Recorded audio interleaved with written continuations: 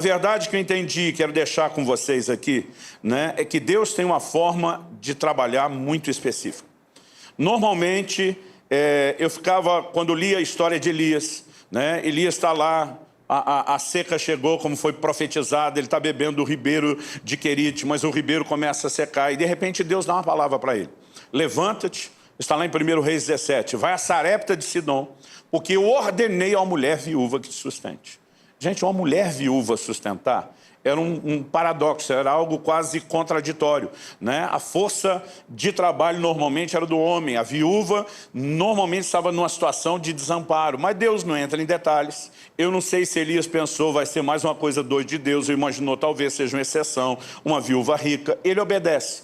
Mas quando ele chega, e Deus diz, eu já ordenei, eu não sei você, mas ouvindo a frase, já ordenei, parece que está tudo pronto e resolvido. Quando ele chega, a viúva não só não está sabendo de nada, como ela não tem condição nenhuma. E diz para ela, me dá um pouco de água para beber. Ela diz, estou indo buscar. Enquanto ela estava indo, diz, aproveita, né, e me traz também algo para comer. A mulher diz, aí já não vai rolar. Ela diz, eu saí colher alguns cavacos e é a saideira, é a última refeição, né? Eu e meu filho vamos comer a última porção, comeremos e morreremos. Elias vira para essa mulher e diz, vai e faze o que disseste, o rango, a comida. E diz, mas primeiro traz para mim. Gente, vamos pensar nisso friamente. Você imagina as manchetes que isso daria hoje? Profeta, né, aproveitador, tomando a última refeição de uma viúva com a sua filha, com a sua criança. Mas o Elias não diz só para ela, olha, vai lá, faz para mim, eu como e você não. E diz, porque assim diz o Senhor. E aí ele libera uma palavra de Deus, né? Ele diz, não vai faltar o azeite. Verso, deixa eu só ler aqui para você. Verso 14. Porque assim diz o Senhor, Deus de Israel, a farinha da panela não acabará e o azeite do jarro não faltará até o dia em que o Senhor fizer chover sobre a terra. Foram 3 anos e meio sem chuva. Acredita-se que o tempo máximo, assim, dilatado, exagerado, por ribeiro de Querite secar, pelo volume de água que ele tinha, seria no máximo 6 meses. Se essa for estatística, tínhamos ainda 3 anos de fome. Se a gente exagerar e muito, pelo menos 2 anos de fome pela frente. A palavra que diz é até o dia em que o Senhor fizer chover sobre a terra. A farinha não vai acabar, o azeite não vai. O verso 15 diz, a viúva foi, fez segundo a palavra de Elias, e assim comeram ele, ela e a sua casa durante muitos dias. A farinha da panela não acabou, o azeite do jarro não faltou, segundo a palavra do Senhor anunciada por meio de Elias. Você consegue imaginar isso? Vamos tentar trazer para hoje? Durante 2, 3 anos, você metendo a caneca na lata de arroz ou de feijão e aquilo não termina. Você consegue imaginar a mesma coisa em relação ao óleo? Um milagre de provisão, de multiplicação contínua? Vamos pensar numa versão moderna da coisa? Você bebendo 2, 3 anos de leite e o leite não para de sair daquela caixinha longa-vida e não acaba e não azeda. Eu um dia estava lendo isso em nome do sindicato dos crentes, frustrado, indignado com a falta de milagre. Falei para Deus, por que é que essa parada não está rolando hoje? Falei, a gente quando paga a conta já está feliz, Deus proveu, né? Eu falei, mas esse nível de provisão, né? Por que é que nós não estamos vivendo isso? Eu meio que protestando, como se Deus não tivesse sendo provedor hoje como deveria. O Espírito Santo falou no meu coração, vocês querem viver o resultado que eles viviam sem fazer o que eles fizeram. E ele me disse, se coloque no lugar dessa mulher. Você entregaria a última, não a sua última refeição, a última refeição do seu filho a um estranho. Falei, não. Ele falou, é por isso que você não vê esse tipo de milagre. Aquela mulher estava para comer a sua última semente. Nós precisamos fazer a Bíblia faz distinção entre pão e semente. A Bíblia diz que Deus dá pão para alimento, segundo aos Coríntios 9:10, e semente é o que semeia.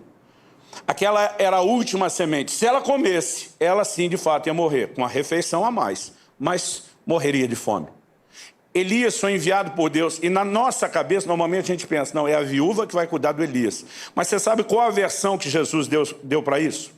Lucas, no capítulo 4, nos versos 25 e 26, diz assim, na verdade lhes digo que havia muitas viúvas em Israel no tempo de Elias, quando o céu se fechou por 3 anos e 6 meses, reinando grande fome em toda a terra. E Elias não foi enviado a nenhuma delas, a não ser a uma viúva de Sarepta de Sidom. Na perspectiva de Jesus, Elias é que foi enviado para abençoar a viúva, e não o contrário. Mas Deus disse que a viúva ia suprir, como consequência do milagre, ela transbordaria na vida do homem de Deus. Na perspectiva de Jesus, e ninguém pode discutir Bíblia com o verbo, ele está dizendo, Elias é que foi enviado para abençoá-la. O contexto do que ele está falando é que um profeta não tem honra na sua pátria. Ele diz, Israel estava sobrando viúva, mas Deus enviou a uma fora dos termos de Israel. Ele praticamente está dizendo isso como se afirmasse aqui, ninguém o receberia, o reconhecia. Mas ele foi enviado. Deus envia Elias para impedir que essa mulher coma a sua última semente. E quando ela semeia a sua última semente, ela desata um milagre. Muitas vezes nós queremos que os milagres aconteçam apenas, imaginando que Deus olhou e teve compaixão. Gente, nós precisamos entender que algumas coisas são necessárias. E no reino de Deus, é claro isso, a Bíblia diz, o justo viverá da sua fé. Deus não atende necessidades apenas, Ele atende fé. E nós precisamos entender essa verdade. Todo mundo tem a necessidade de ser salvo, mas só vai ser salvo quem crê. Porque a pessoa não é salva porque precisa ser salva. Ela é salva se reconhece sua limitação, sua condição de pecador, e Deus como Salvador, e crê no que Jesus providenciou. E muitas vezes nós estamos esperando que o milagre aconteça só porque Deus viu o que a gente precisa. E não entendemos que nós podemos participar, cooperar e provocar resultados. Anos atrás estava fazendo um seminário no interior da Bahia. Eram quase 30 igrejas envolvidas num grande auditório. E os pastores me procuraram e disseram, há alguma necessidade no seu ministério que a gente possa levantar uma oferta? Eu falei, olha, nós trabalhamos com traduções dos nossos materiais para vários idiomas. Se vocês quiserem fazer alguma oferta específica, seria bom para isso. Eles levantaram uma oferta. E aquela oferta cobriu uma tradução inteira. Se não me engano, foi um dos nossos livros que traduzimos para o alemão na época. E eu lembro que eu fiquei feliz com o resultado. Quando eles me disseram, olha, a oferta deu tanto e tinha ultrapassado um pouco o valor que a gente precisava, eu estava muito feliz. No dia seguinte, encontrei uma senhora que me abordou no auditório, e ela falou assim, olha pastor, ontem fizeram a oferta para o ministério, e eu fiquei muito triste porque eu não tinha nada para dar. Eu falei, minha irmã, não fica triste não. A Bíblia diz que a oferta é aceitável segundo o que alguém tem, não segundo o que não tem. Ela falou, pastor, posso falar? Eu falei, pode. Ela falou, fiquei muito triste porque eu queria ajudar. Eu falei, irmã, o alvo já foi alcançado. Ela falou, pastor, posso falar? Eu falei, pode. Vou ficar quieto. Eu queria muito cooperar. Ela falou, eu não tinha nada, não tinha uma moedinha de 10, de 5, de 1 centavo, nada. E eu saí triste dizendo para Deus, eu queria tanto ajudar o trabalho do seu servo. Eu queria tanto ter cooperado com ele, mas não tenho dinheiro. Ela falou, pastor, a minha alegria é porque pela primeira vez na minha vida eu posso dizer que eu ouvi Deus falar comigo. Aquilo foi uma voz nítida e clara, não diga que você não tem dinheiro. E os 10 reais que a sua filha lhe deu para você comprar o remédio do ouvido, que você escondeu no lugar tal e está esquecido há tanto tempo. E ela falou assim, eu lembrei. Gente, essa mulher que está diante de mim, dá para perceber a forma como ela está vestida, o tipo do chinelinho de dedo todo remendado, uma pessoa sem recursos, que está dizendo que não tinha 1 centavo, mas que agora pegou 10 reais que a filha deu para um remédio do ouvido. Como que você acha que eu me sinto? Eu falei, irmã, por favor. E eu já ia disparar para cima dela, não quero o seu dinheiro, a oferta já supriu o que a gente precisava, eu estava querendo era fazer uma oferta na vida dela. E a hora que eu fui falar isso, o Espírito Santo falou comigo, não se atreva a interromper o que eu estou fazendo na vida dela. Ele diz, não é você que precisa da oferta, é ela que precisa ofertar. Ela nunca vai romper e mudar a condição dela sem que ela dê primeiro, para poder receber depois. E eu fiquei chocado com aquilo. Eu lembro que ela entregou os 10 reais, chamei alguns dos pastores que estavam na organização, falei, vem cá, oramos. Botei o dedo no ouvido dela, falei para ela, nunca mais a senhora vai precisar desse remédio, em nome de Jesus. Mas sabe, querido, algumas vezes, e a minha situação não chegar nem perto da de Elias. O cara tem que ser, como a turma diz lá no Nordeste, cabra macho, para ter um posicionamento como Elias teve, uma convicção enorme diante de Deus. Mas a verdade é que isso é que faz toda a diferença.